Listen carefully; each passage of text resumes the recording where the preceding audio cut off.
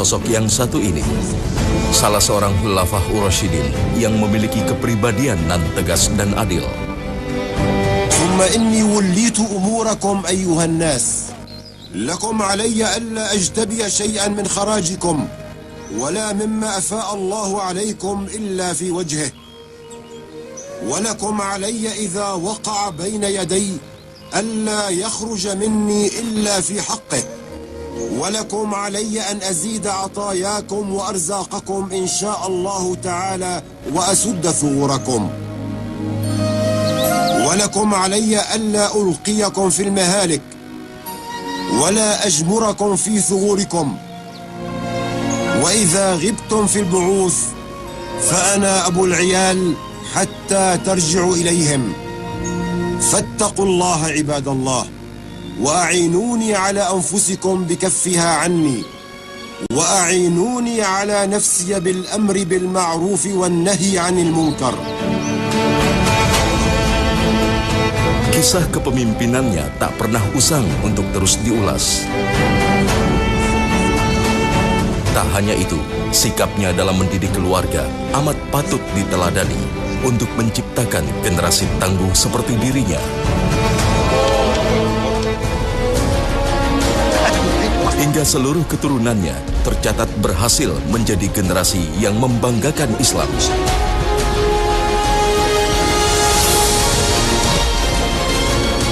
Inilah mereka, generasi keturunan Umar bin Khattab.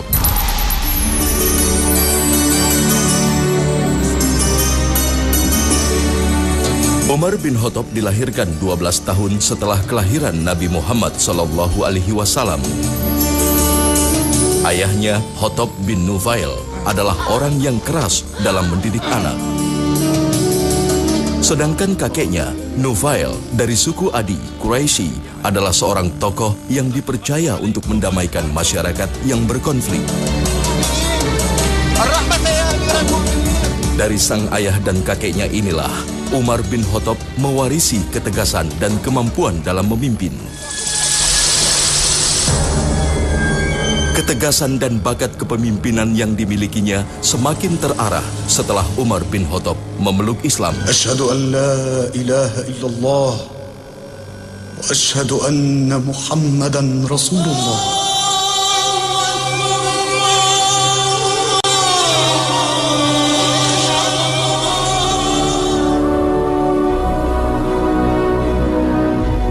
Sepanjang hidupnya, Umar bin Khattab telah menikahi 7 orang istri, baik pada masa jahiliyah dan setelah masa Islam. Umar sendiri yang meriwayatkan, ia menikahi banyak istri tujuannya agar memiliki banyak keturunan yang soleh. Sejarah mencatat Umar memiliki 13 orang anak. Umar mengatakan bahwa saya menikahi banyak wanita itu bukan karena syahwat, tetapi karena saya menginginkan anak dari mereka. Dan kalimat Umar ini sejalan dengan konsep Rasulullah SAW ketika Nabi SAW merintahkan para kaum laki-laki untuk menikahi wanita yang al-walud, tazawwajul walud al-wadud. Al-walud itu artinya adalah bisa memiliki banyak anak, al-wadud memiliki kasih sayang yang banyak. Maka dari itu, perhatikanlah, bacalah para sahabat Nabi termasuk Rasul, Khulafar Rasyidin, dan bacalah bahwa mereka menargetkan untuk memiliki putra-putri yang banyak. Dan ini yang diminta oleh Nabi SAW. Fa inni mukatsirun bikumul umam yaumal qiyamah. Karena kata Nabi, aku akan berbanyak-banyakan, berbangga-bangga dengan jumlah yang banyak orang-orang soleh dengan para nabi, dengan umat-umat sebelum aku nanti di hari kiamat nanti. Demi menciptakan generasi yang membanggakan, Umar bin Khattab memiliki konsep dalam mendidik putra-putrinya. Konsep yang ia gunakan tak lain bersumber dari sabda sahabat mulianya Rasulullah SAW. Baginya, sunnah Rasulullah SAW adalah tuntunan yang wajib ia ikuti.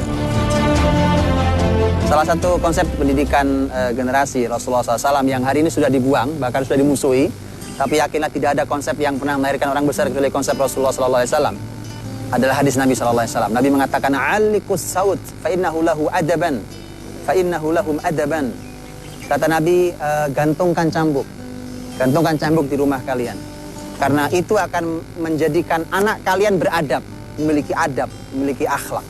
Begitu mendengarkan itu, Umar ke pasar. Sederhana, buat sahabat tidak banyak menganalisa. Asal itu kalimat Rasul, mereka laksanakan. Datang ke pasar, dia beli cambuk, dia gantungkan cambuk di rumahnya. Saya wallahu alam belum pernah mendengar sekalipun Umar menurunkan cambuk itu. Tapi cukuplah itu menjadi pelajaran bahwa anak-anaknya tidak ada yang bermasalah. Artinya adalah bahwa apa yang diajarkan dalam Islam tentang pendidikan anak adalah ketika diseimbangkan, disejajarkan, diposisikan pada posisi yang tepat antara at-targhib wa tarhib. Antara memberi motivasi pada anak-anak agar mereka melaju dengan kencang dan menakut-nakuti mereka kalau memang mereka layak untuk ditegur. Kehebatan generasi yang lahir dari didikan tangan Umar dapat dibuktikan.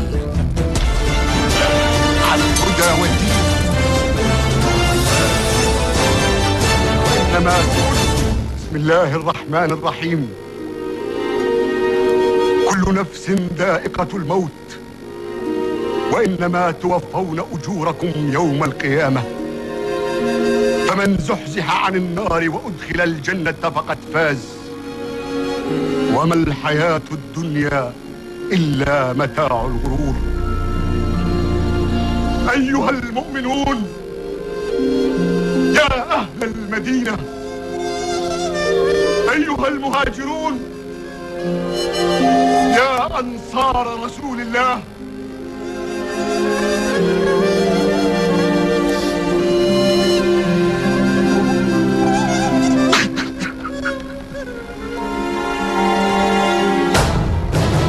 Salah satu putranya, Abdullah bin Umar, tercatat memiliki pribadi yang paling mirip dengan sang ayah.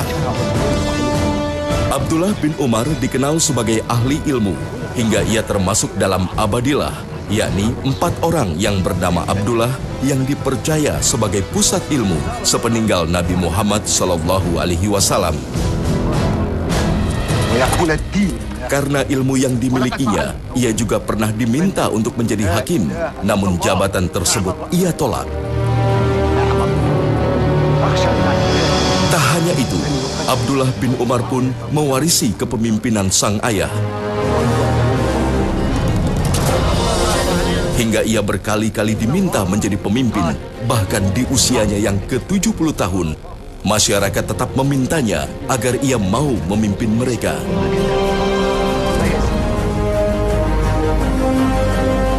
Namun hingga akhir hidupnya, tak satu pun tawaran kepemimpinan yang ia terima. Bukan karena tak mampu, melainkan karena doa sang ayah yang tak menginginkan keturunannya menerima musibah kepemimpinan. Kalaulah bukan karena doa Umar ibn Khattab, maka pasti Abdullah bin Umar akan menjadi pengganti ayahnya. Hanya karena Umar pernah berdoa, ya Allah cukuplah aku dari keluarga Umar yang mendapatkan musibah kepemimpinan ini. Di tangan orang seperti Umar lah, di tangan orang yang menganggap kepemimpinan adalah musibah, negeri menjadi makmur. Bukan di tangan orang-orang yang rakus dan mengejar-ngejar namanya jabatan. Maka Umar berdoa, ya Allah cukup aku. Tidak boleh anak-anakku mendapatkan amanah kepemimpinan. Padahal siapapun, masyarakat saat itu tahu persis bahwa siapa Abdullah bin Umar. Sehingga nama Abdullah bin Umar sebenarnya sempat muncul ketika ayahnya sudah mau meninggal, tapi Umar sudah buru-buru mencegah, mengatakan tidak untuk Abdullah bin Umar. Karena ayahnya tahu persis bahwa anaknya sangat layak untuk itu. Bukti lain prestasi Umar dalam mendidik anaknya bisa dilihat dari putrinya yang bernama Hafsah binti Umar. Hanya kemuliaanlah yang mampu menggambarkan Hafsah sebagai putri Umar. Hafsah merupakan wanita yang dipinang menjadi istri manusia paling mulia, Rasulullah SAW. Putri Umar bin Khattab menjadi Ummul Mukminin atau ibu bagi orang-orang mukminin. Meskipun Hafsah telah menjadi istri dari manusia paling mulia, tak lantas membuat Umar melepas tanggung jawabnya sebagai ayah terhadap Hafsah. Umar tetap berperan ketika ada hubungan yang kurang baik pada keluarga sang anak. Hafsah suatu hari dimarahi oleh Umar, ayahnya. Ini juga pelajaran bahwa orang tua tidak lepas tanggung jawab bahkan anaknya sudah menikah. Karena seringkali kita mengatakan bahwa anak sudah menikah, sudah hidup masing-masing, kemudian kita sudah lepas tanggung jawab. Tidak. Lihat ini. Rasul ketika Fatimah sudah menikah sekalipun, Rasul datang ke Fatimah, menasihati Ali, menyelesaikan masalah kalau ada di antara mereka. Begitu juga sekarang, Umar. Ketika Rasulullah SAW punya masalah bukan hanya dengan Hafsah, dengan seluruh istri-istrinya. Bahkan Nabi SAW kemudian marah pada seluruh istrinya. Kemudian Nabi selama 29 hari, Nabi meninggalkan istri-istrinya. Artinya Nabi tidak mau bertemu istri-istrinya. Kemudian tersebar di kalangan sahabat bahwa Nabi menceraikan istrinya. Padahal Nabi tidak menceraikan istrinya. Nabi hanya memberikan pelajaran pada kesalahan istri-istrinya. Kemudian turunlah ayat yang memerintahkan agar para istri disuruh memilih apakah kembali ke rumah orang tuanya atau tetap menjadi istri Nabi SAW. Umar yang mendengarkan berita itu karena Hafsah adalah putrinya, datang ke rumah Aisyah yang pertama. Aisyah pertama kali rumah Aisyah, menegur Aisyah, tapi Aisyah tidak mau ditegur oleh Umar. Kalau gitu kemudian akhirnya Umar kemudian pergi ke rumah Hafsah. Menyampaikan ke rumah Hafsah tentang kemudian disampaikan oleh Umar radhiyallahu anhu bahwa kalau kata Umar, kalau kalian diceraikan oleh Nabi SAW, maka Allah akan memberikan ganti pada nabinya lebih baik daripada kalian. Dan dengan teguran itulah maka kemudian nanti Hafsah menangis di hadapan Umar radhiyallahu anhu.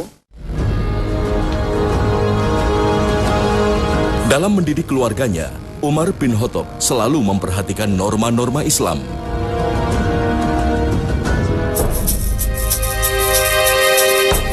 Suatu malam, saat Umar menjabat sebagai khalifah, diam-diam Umar berkeliling melihat kondisi umatnya secara langsung. Malam itu, tanpa sengaja Umar mendengar percakapan antara ibu penjual susu dan putrinya.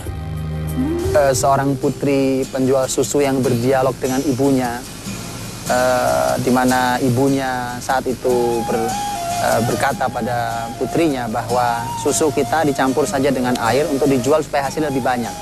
Putrinya mengatakan, ibu jangan, karena Umar sudah mengumumkan di pasar bahwa susu tidak boleh dicampur dengan air. Kata ibunya mengatakan bahwa Umar tidak melihat. Putrinya mengatakan, ibu, kalau Umar tidak melihat, tapi Tuhannya Umar maha melihat. Kali dialog malam itu sangat menyentuh Umar. Buat Umar, ini putri mahal. Maka Umar berkata pada pengawalnya, tandai rumahnya. Ditandai rumahnya. Tandai rumah ini. Ditandai rumahnya, besok pagi dia kumpulkan seluruh putra-putranya laki-laki. Umar menceritakan tentang kisah malam itu. Bahwa dia berjumpa, mendengarkan seorang putri. Ibu dan putrinya tidak tahu bahwa dia didengar oleh Umar. Umar pun tidak tahu seperti apa tuh putri itu. Tapi Umar tahu bahwa tidak ada bekal terbaik bagi seorang sebagai sepasang suami istri kecuali ketika mereka selalu merasa diawasi Allah Subhanahu wa taala. Ini modal paling penting. Maka Umar mengumpulkan putra-putranya dan Umar mengumumkan, siapa di antara kalian yang mau menikahi putri yang istimewa ini? Ditawarkan. Kemudian Asimlah yang angkat tangan dan mengatakan, ayah saya adalah anak ayah yang belum menikah, maka saya siap. Lihat dialog ini. Umar sebagai ayah saat itu tidak memberi pilihan pada anaknya bahwa putri ini harus dinikahi. Tetapi itu dia tidak memaksa, dia dialogkan kepada anak-anaknya. Silakan, siapa yang mau ambil? Siapa yang mau ambil? Dan inilah sejarah yang menarik bahwa seorang pemimpin tertinggi, khalifah, ini seorang presiden yang berbesan dengan penjual susu di pasar biasa. Umar bin Khattab yang merupakan seorang pemimpin tertinggi, tak sedikit pun memandang status sosial calon menantunya. Baginya, rasa takut pada Allah yang maha besar sudah menjadi modal utama bagi pernikahan putranya.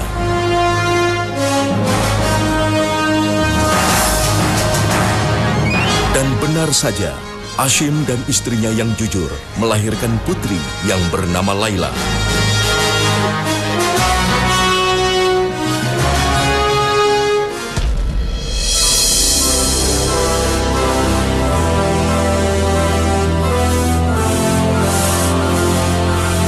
Laila binti Hashim inilah yang kelak dinikahi oleh Abdul Aziz bin Marwan. Hingga kemudian lahir generasi yang amat kita kenal kesolehannya, Umar bin Abdul Aziz. ولا للرجال إلا الشيء. ذلك هو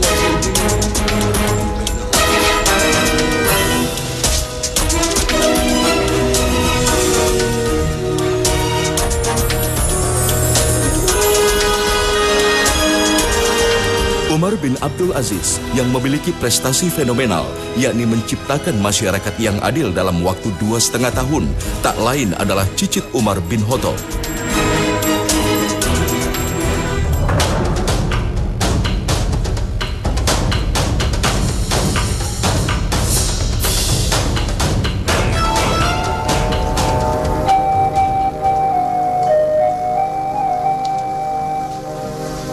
ما كل هذا؟